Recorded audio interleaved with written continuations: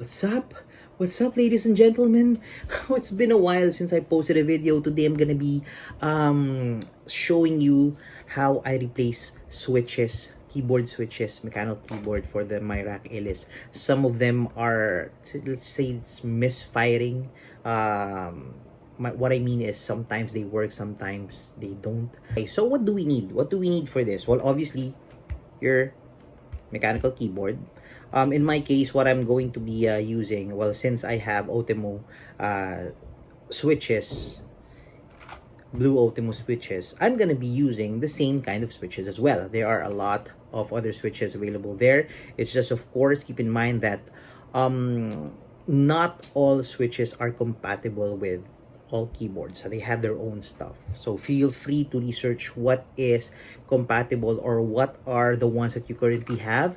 And I suggest that you stick with the same switches. Maybe just change colors if you like different types that they're like more on sounds, they're tactile, there's quiet ones, more responsive.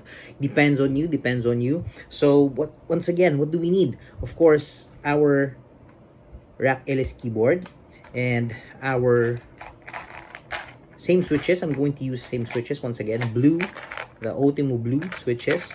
I got this from Shopee. We have the key puller, so we can take out the keys, and then of course the switch puller. Okay, so for today, I'm gonna be replacing the letter S. This is one of the keys that I'm having problems with. Yep, as I've said earlier, it doesn't fire sometimes, and sometimes it works well. Let's see here. I'm going to remove also the switches around it, so we will have like a better view. Okay, let's pull this off. Wait, let's make sure, let's be careful. There, because sometimes if you put so much force in pulling, the keys fly away. So make sure that you be careful. Okay, so there, so we now have a better view of the key, which or the switch, which is this one. So this one, sometimes, well, it misfires. Okay, guys, so here is a closer look. The problem with Outemu switches is this part, this plastic right here. When you pull or when you put so much force in pulling, this part, the camera there, this part tends to break. I'll show you a sample. Okay, so here is one of the first switches, well, before that I tried replacing. So you can see the damage right here. You see that? It's bent. Others are broken. Okay, going back with this. So when pulling this part, this little plastic here, let me see if you can, if you will see it move. Can you see it? This one there. This is the one that you have to press with this. Okay, so what I do now is, instead of pulling it, let's press it there. So instead of pulling it straight upward, what I do is I pull it with a little forward motion. So the bottom part, this part, gets pulled up first, so we can hopefully avoid breaking this part, like what I've showed you earlier. So let's try to do it. I'm gonna be using this switch puller that comes with the keyboard. Okay, so once again, we have to press it like that. Okay, it will snap, and then let's do a forward motion. Oh, while pulling. Oh, see, it's really, dude, I hope this doesn't fail. There. So as you can see, it really is hard to pull these switches. So it tends to fly away. Oh, look, we did a little damage there. Oh, so we scratched the surface.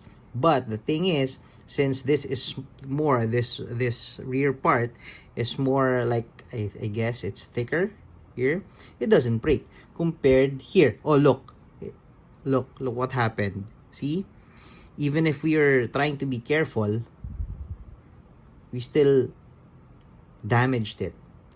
So, well, I guess that's one of the problems with the Rakk keyboards. Let's go ahead and put one of our replacement switch. Now, putting it back, putting one is really just easy. I guess this space, this is a little, well, it's tighter. Well, it's really tight, I guess. So, I guess that's where the problem is. It's really tight, the space there. So, okay, let's now just press this in place. 1, 2, 3. There.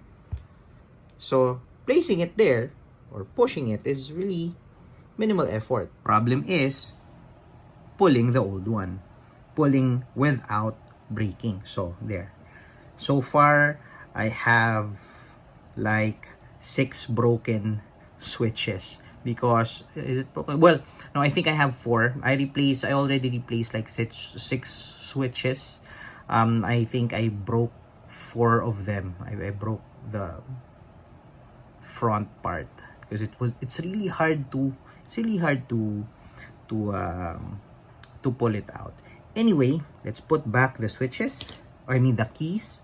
Okay, so let's carefully put those keys back gently there,